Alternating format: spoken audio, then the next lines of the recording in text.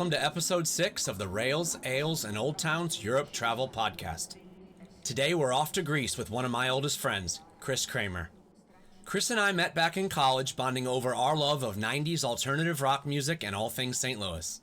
In addition to lots of road trips to see bands play, we've been on a few vacations together too, most notably to places like New Orleans and Panama City Beach. But today, we're going Mediterranean. Chris just returned from an epic summer trip to Greece, and he was kind enough to take some time to share lots of stories about the adventure.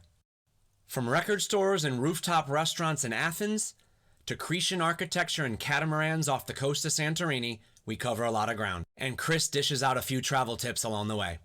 If you're enjoying Rails, Ales, and Old Towns, and you've got a spare minute, I'd really appreciate it if you could give the show a rating or a review. And if you're on Instagram and Facebook, feel free to give me a follow at Rails, Ales, Old Towns for some European travel inspiration in between episodes.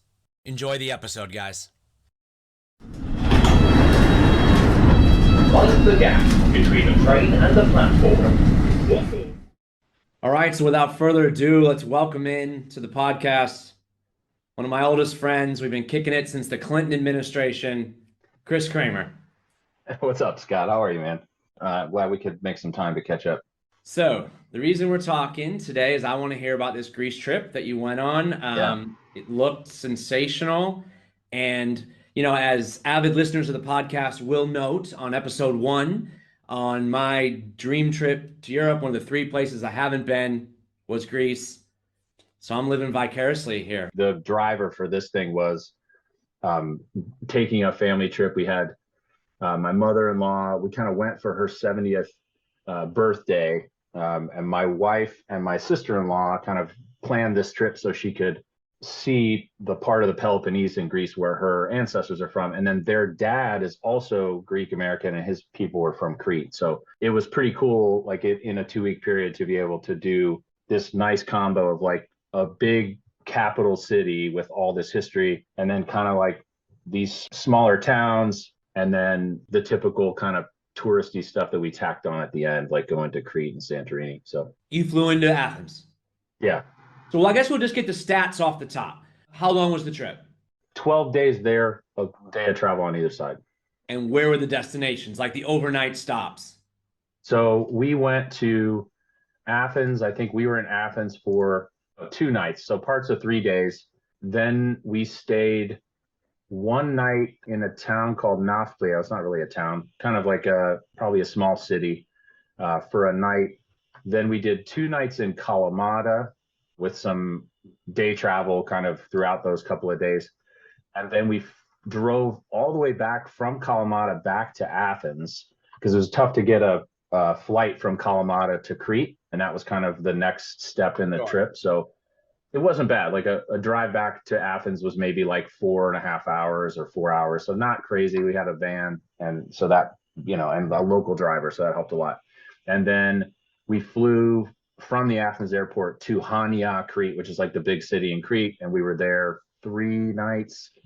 And then we took a ferry boat from Heraklio, which is like the old capital of Crete, like a 2-hour quick, like jet ferry boat directly to Santorini, which was great. It was really quick. And then we were there in Santorini, I think, for 3 nights, and then flew Santorini to Athens and then home. So let's circle back to Athens. I think Athens is kind of like I don't know if it's underrated, but it's certainly not like in the conversation with Paris or London or Rome. Like those are kind of like heavy hitters, I think, if you're an American who wants to go to Europe. But it's kind of funny. I got mixed. I would tell people like, oh, where are you going? Where are you coming into Greece? Oh, we're going to Athens. Oh, how long are you going to be there? Oh, 3 days. And some people will be like, oh man, I would never go back there. And then other people like, oh, you're going to have a blast. You made 3 whole days to do Athens. Like you're going to have so much to see. And that's what I've heard too. Like, you know, people will tell you like, oh, it's gritty. You know, I mean, it's a cliche word, but they'll say it's gritty, it's noisy, whatnot. But then my radar goes up that people also say that like there's a lot of like hipster neighborhoods and like for sure, coffee shops. And so which side of that are you coming down on after being there so a few nights? It gets a thumbs up for me, because there's kind of the old town area that's near the Acropolis. You get the Parthenon, like you get all that stuff that a person would say, oh, if you're there for a day, you got to go do this. So you do get that. But I think the thing that was appealing to me, it reminded me a little bit of Berlin like, which in the sense of like graffiti in lots of neighborhoods, lots of like little boutique shops. I found a record shop and like went in for 45 minutes and like talked to the owner about music. It's like me, him, and one other customer. Getting those experiences, you don't get that unless you're in like a big city. The more artsy neighborhoods are walkable from like the center of the city. So I could have stayed there a week, honestly. Sure. Like going for a day, you're shorting yourself for sure. Because I think a lot of people fly through there or they're like, oh, I'm coming to Greece. I'm going to stay one day and then I'm out. I'm going to the islands. Yeah, I mean, this is a unique phenomenon in Europe travel that this is a capital city. This is a historically, just a bounty of history Yeah, and culture to Western civilization. And people are giving it a flyby, like, oh, I saw the Acropolis, but I got on the first ferry out of fly it there to out. the. Yeah. No Yeah, one's doing that, to Berlin, Madrid, Paris. sure. Like, oh, I just saw the Eiffel Tower and then I was off to the Riviera. Of course. Yeah, they stay in Paris for a whole week. I feel like if you want to if you like going to a big city and everything that gives you, and you want like food and culture and history, it's right up there, honestly. Like you have all this ancient history. The food is going to be great. Like I did not have a bad meal for 2 weeks. Any specific place you remember? There was a restaurant we went. We used like a travel agency for the first part of the trip. But anyway, the agency was like, "Oh, there's a couple of restaurants that are walkable from your hotel."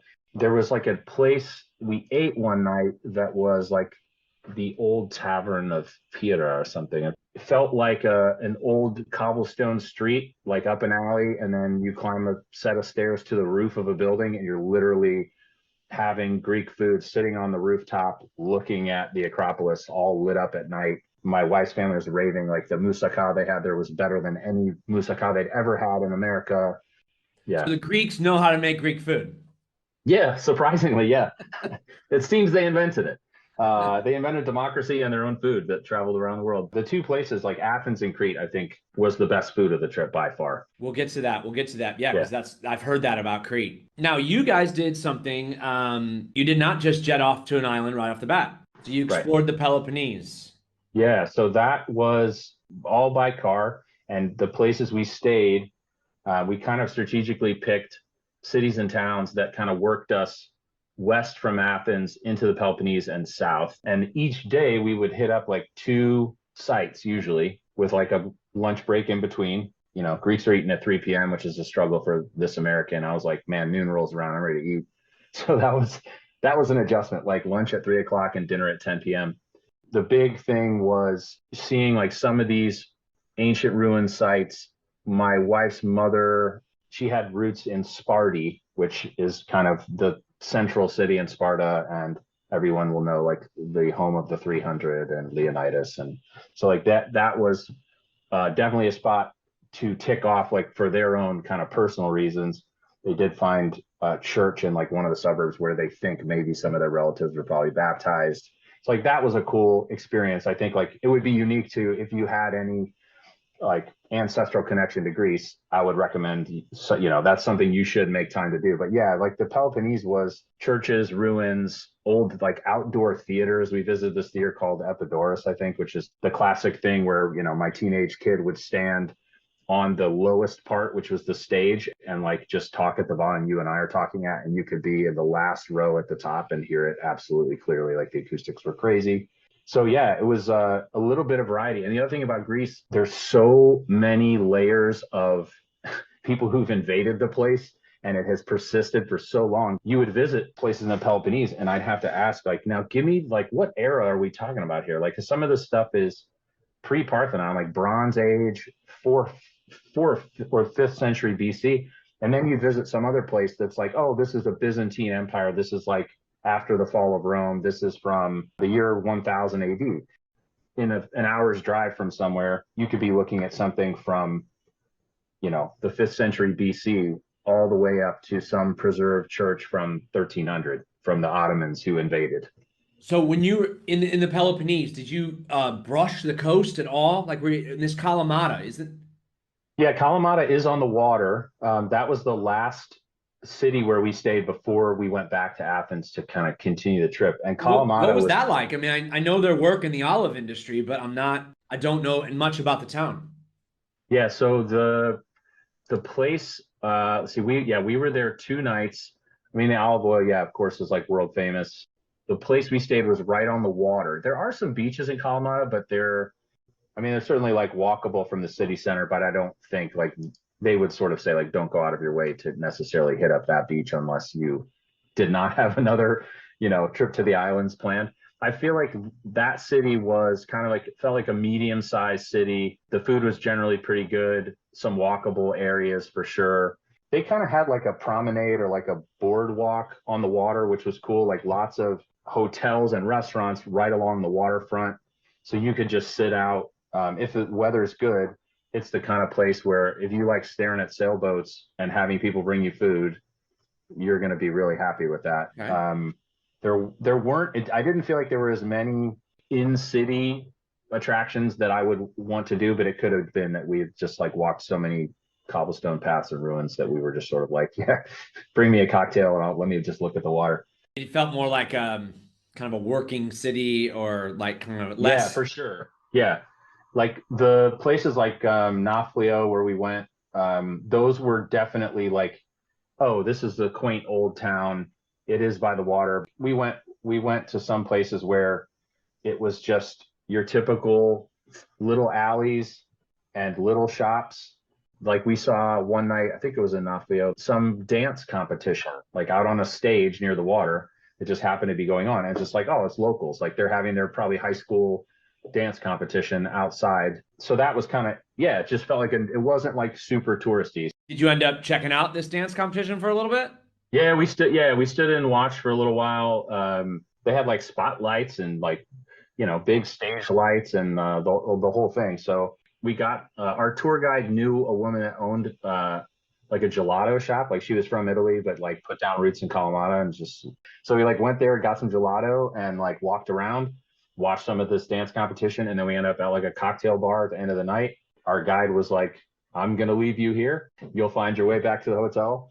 We were so lucky that we had the guide that we had most of the trip in the Peloponnese, like he would just ride in the van with us. And so you're constantly getting kind of more background and context for, oh, this was a resort town. And then like, oh, the Greek government like wanted there to be oil and gas in that town. And so like all the beaches closed and now it's just like an industrial city. Like, so you'd be driving around. And I think like that's stuff you would miss if you didn't have somebody who lived there, had a lot of history there, and kind of, he would say, oh, when I was in the military, this was the town that I was stationed in for 4 years.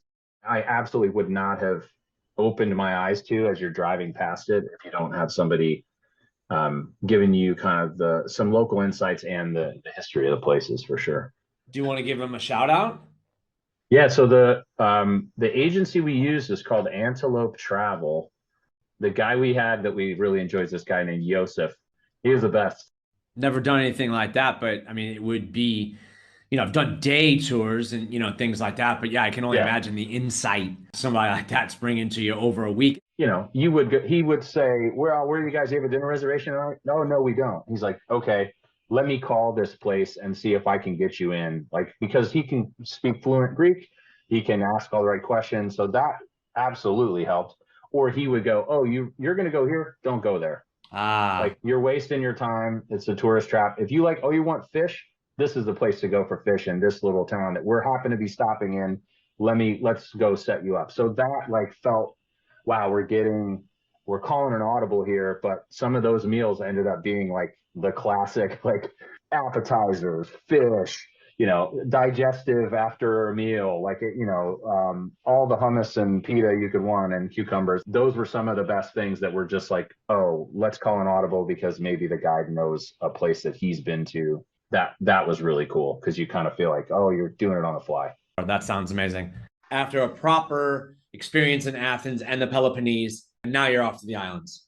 Right. Yeah. The famous Greek islands. Crete sort of felt like the halfway house between like the two bookends of the trip. Like it's on a huge island, no doubt, and it's crystal blue Mediterranean on the north, wonderful. Like little port town in Hanya that's actually probably like a former capital, but like you're on a big island, but it didn't feel like where we would end up in Santorini. Hanya is a big place. You go to the old port, you do all that stuff, but like there are definitely some nice resorts. The place we stayed in Hania was like one of the nicest resorts I've ever set foot on in my life. Like it was Okay. really And beautiful. we need the name of that. Called the Domes Noruz. I think like Marriott runs it, but it's like Okay. this autograph collection for Marriott, and they do a different architect designs each resort. I was floored. Like every, just design wise, it's a beautiful, like it's kind of like lots of arches, like kind of brown sandstone kind of tones to it. But it's basically we had a room like right at this pool. I mean, they have like a quiet pool where all they do is like play white noise, no music, no kids. And then like you have the regular pool. We had a room at the pool, and it felt like you were renting like a suite. Like the outside of it had just like a wood gate to get into this private patio. You had a private hot tub, private little like wading pool, and like a couple of chairs, and then a sliding door into your room. I mean, it was just like the accommodations were great. The food was great, and actually a really good mix of people. Like you'd go out to they'd have breakfast in the morning, and I would hear Brits, French, maybe certainly you'd hear Greek. It was an interesting experience from that standpoint too. And then like you'd hear two guys from New Jersey. Like it was just, a really interesting mix of people that were staying there. But that Crete was a experience by itself. Oh yeah, that's what I had heard about Crete, and honestly, I didn't know much about Crete at all until we possibly were going to book a trip at the same time. Coincidentally, you Yeah, guys are there, right. but the vibes you hear is like it's a kind of almost has its own independent streak. It's known around Greece as a real food hotspot, Crete, Yeah, yeah, and this Hania, the port looks really like romantic and old. Like it yeah. looks really nice. It is really unique. So the thing that floored me is like again, the story of Greece is like all these city states on the Mediterranean. Um, this was a really strategically important island, and this port in Hania has a like Turkish Ottoman mosque, Greek Orthodox Christian church, Venetian architecture, and modern buildings all in the same block. I mean, it's like wild that this place was overtaken by so many different cultures over, you know, 2,000 years, probably longer. And they didn't destroy. Like when they showed up, there are definitely a lot of places in Greece where, like, oh, the Nazis came in World War II and they destroyed some stuff, or this power invaded and like destroyed all these buildings and built their own.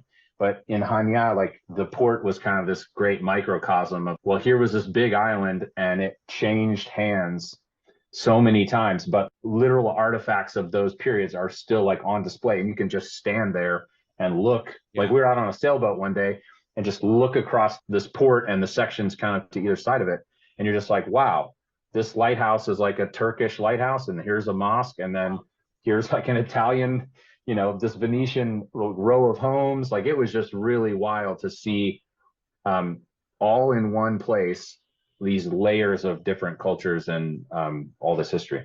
It was Hania the only place you actually bedded down and stayed in Crete. We did, but then the last day in Crete, we drove to Heraclea. It's kind of on the eastern half of the island, and we literally stayed there one night. We did some shopping there, but we kind of just stayed there one night to then catch an early morning ferry, and that is pretty common, I think, from Crete to all like Mykonos or Santorini. Like that ferry is So you very did popular. Heraclean like a lot of people do Athens. Exactly. We just went there like, hey, we'll roll in there at, 4 p.m. and we'll like hit up, we'll get some dinner, we'll walk around, and then we got an early night to bed because we have to like pack up, grab breakfast, and get to this boat. So walk me through this because Crete is, and from what I'm hearing from you, like I'm putting this on my list. This place looks sensational, but it is not. It is not that white, painted white, No, blue. It's not that Greece. So if you're looking no. for that, obviously you're going to the Cyclades Yeah. and you're heading to Santorini. So tell me what this is like on a ferry to Santorini, because I just got to imagine people are almost floating in air. They're so fired up to be going to this place. Yeah. So the boat was totally packed with people. It was one of those giant boats. They just load you in like cattle. Like it is hundreds of people. I mean, it's a lot. And everybody's rolling their bags in or dropping them off below deck. And then it's like you climb up to your seats. But yeah, it went quicker than I anticipated, I think, because we knew like, hey, this is the last stretch of our trip. This is like we're probably going to be blown away by the scenery and the sunset. So yeah, I would advise people, if you do it, like there are definitely more roundabout ferries you could take, and some of them will go to like Mykonos and Santorini and maybe one other island all in the span of like a 12-hour thing. But I think we made the right call to do the quick direct 2-hour one. 2 hours was a lot on a boat, even as comfortable as it was. But yeah, people were really excited. And then when you get in, it's just crazy. It's a crazy amount of like shops, tourists who are trying to get on the boat to leave. You're coming into port. There are people everywhere waving signs like, hey, here, this is where you rent a car. Like it was just like this classic tourist experience where it's like you get off the boat and it's just like total chaos. So I guess the big question on Santorini is up to the hype or no? I think it lives up to the hype.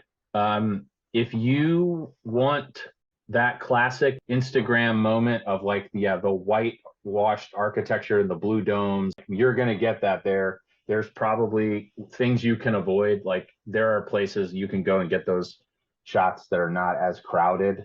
But yeah, I mean, the food there, I mean, we ate at some really nice restaurants. Like, again, my mother-in-law's birthday. It's like, all right, we're going to go out to, one big, a nice dinner, as you and I would say. Um, and we were fortunate, like we took a catamaran cruise one day in Santorini, which I would absolutely recommend if people can do it. Like we ended up on a boat with like 2 people from Cuba, but then like mostly Americans and Brits and like a crew of 4 people. And we went out from like 2 in the afternoon till about 9 p.m. And they literally just took you around the big island out to like the little volcano that's near there. And you eat on the boat. They're literally grilling like charcoal grill on the back of this boat, pouring you famous Santorinian wine. So you get like white wine there, apparently is very well known. Like the volcanic ash makes the soil different. And so the wines kind of have a different taste. Oh, But you're yeah, killing me. You're killing me here. I bet you guys were even like diving off the catamaran too. Of course, yeah. The water was a little cold, but that was a thing. You do feel like a little bit like you're in a movie. Being on a boat that size, you're kind of like meeting new people. The weather's beautiful. I mean, the water is like so blue. Yeah, this huge like volcanic island in the background. And then And they all kept the you like out. They kept you out for sunset too. yeah, they take you I think this is common like a lot of the commercial tours and stuff.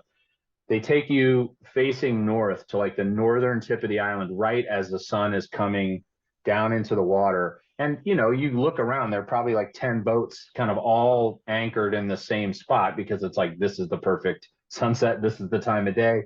So yeah, that was awesome. Like that was the kind of the perfect capper to the trip.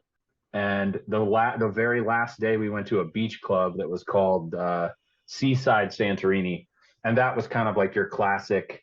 You felt like you were kind of in a movie, at least as an American. It's like, oh, you get a cabana and they'll give you some champagne and somebody made scallops like on the grill on the beach and brings you some scallops and some sushi if you want. And so it was just like black pebble beach. Like that's the other thing too. Like I don't think I found a sandy beach anywhere in Greece. Like it's all like bring your flip-flops or your slides. Like a lot of rocky beaches. Your aqua socks.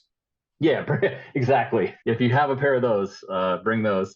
But that was a cool capper to the whole thing. It felt very luxurious. It was kind of a little indulgence to like, oh, we're gonna reserve a spot here from like noon to 6 and spend our last day at a beach club and then, go home and pack for the trip to come back. Oh man, that sounds great. So, what are those pinch me moments? Like you mentioned being in a movie, and those are those moments that I Yeah. think all people that travel were chasing. Those pinch Yeah. me moments where you're like, wow, I feel like I've seen this on screen and now I'm getting to live this. But when you just think back of the trip, what are those like things that just pop up as those I'm in Greece? Wow. Yeah. So I think for me, the first one that comes to mind is when you walk up the steps up to the Acropolis and you turn around, there's like a gate, and you turn around and look back down the hill into this green valley that was like the Agora, so like the marketplace. There's a temple down there that literally Aristotle, Socrates, Plato had meetings there. The beginnings of like philosophy and democracy, and you're standing up above it, like looking down and going like, oh, this is like a theater where they probably met and voted on things, or they had like plays or entertainment.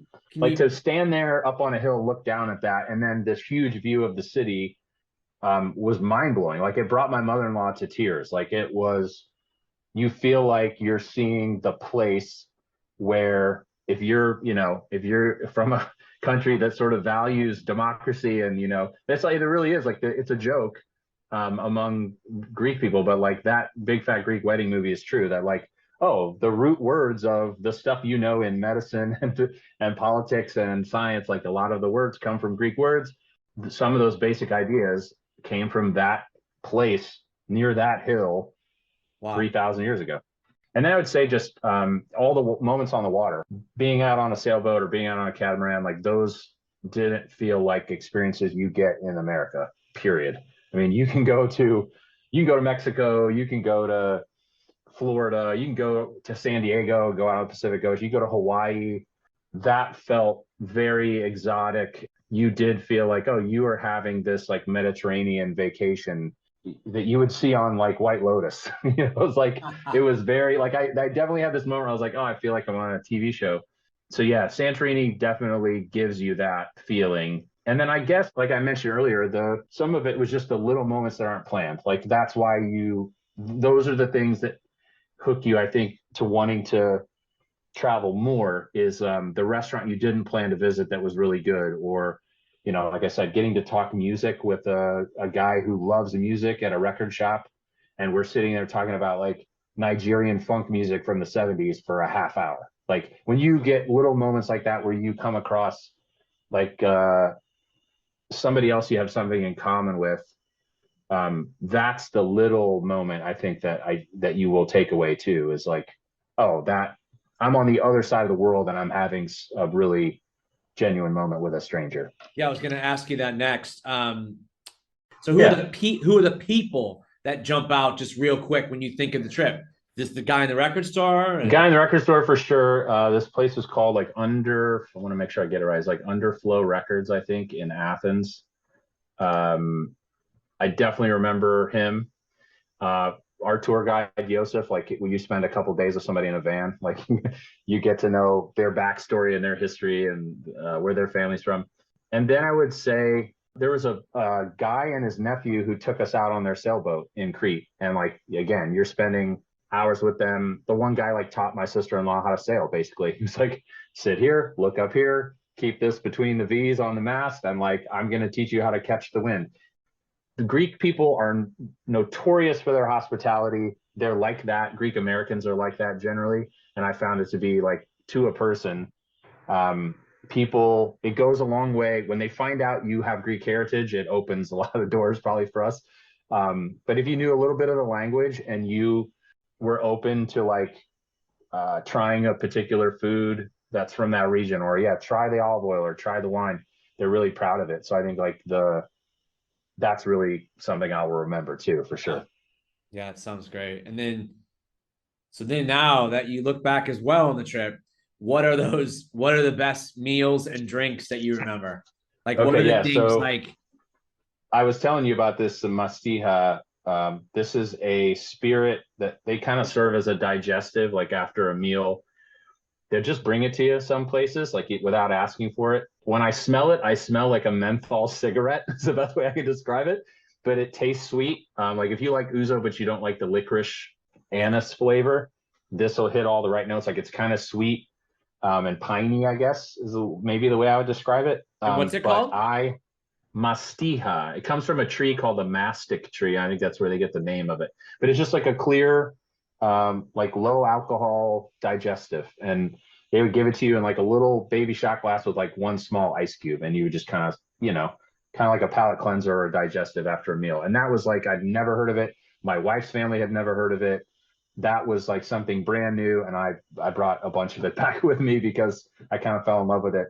The other thing that really stood out to me, you and I, like being from where we are in the US, like there are parts of the US where you can get good pimento cheese spread, and the Greeks have their equivalent of it that's called tiro kafteri, which is basically like, I think it's Greek yogurt or cream cheese, but it's like colored orange because it has a bunch of roasted red pepper in it. Wow. And it is on par with any sort of like hummus we had, or tzatziki. Like you're getting a lot of spreads and appetizers pretty much everywhere you go.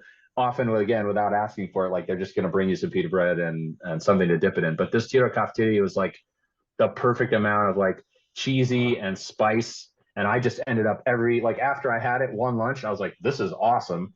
If anywhere has this on their menu, like we're getting No it because doubt. it's awesome. No Yeah, it was a doubt. great discovery. And I mean, these salads, these Greek salads, like people just, they seem like whenever I talk to people, they're life changing. How different Well, and how good yeah, they are there. I think the olive oil there is, world renowned. The feta cheese there is pretty great. I mean, like it's so you do those two things well, and you have like ripe tomatoes and cucumbers, you're doing great. And then a lot of times like green peppers, and a lot of places like you could tell they're making their own croutons. So you get these huge croutons that were like, oh, they probably baked this bread and then browned it. And then, yeah, you combine all of those fresh ingredients. You could just eat that, frankly. Like so many places we would go, and by the time the entree came out, it's just like that was a waste of money. Like we literally are so full on like olives, Greek salad, cheeses, breads, and maybe like some other appetizer, that by the time they brought you a piece of fish, you're just like, oh my God, I don't think I can do this. The other thing that was just noticeable, I think, as an American too, is like, you really got to go out of your way to ask for the bill. Like the expectation, I think, in a lot of places is like, you're going to come sit here for 3 hours, And so there were times when we would like, hey, we have to get in this van and go to this, go to these ruins. And we would feel bad. Like you eat this meal and you're like very thankful for it. But it's like, we got to roll. And they're like, oh my gosh, like we haven't even brought you the dessert yet. Or so, yeah, it's just a slower experience. I think like as an American, I noticed myself going like, oh, well, we got places to be, but it was like, nah, you should just spend the extra 20 minutes and hang out. This sounds like it was as sensational as the pictures looked. I'm glad to hear that. Yeah, it did live up to it for sure. It's definitely, if you have a chance to do, even if you don't have like a connection to the place, on the islands alone, I think it lives up to the hype. They say like if you want to go have the nightlife, like go to Mykonos. Santorini was kind of very picturesque and a little bit of everything. And I think if I had to pick one place to go back to, it's down to Crete, or maybe I'd even like go to Athens for a few more days. I think like that was the underrated part of the trip for sure. All right, I'm sold.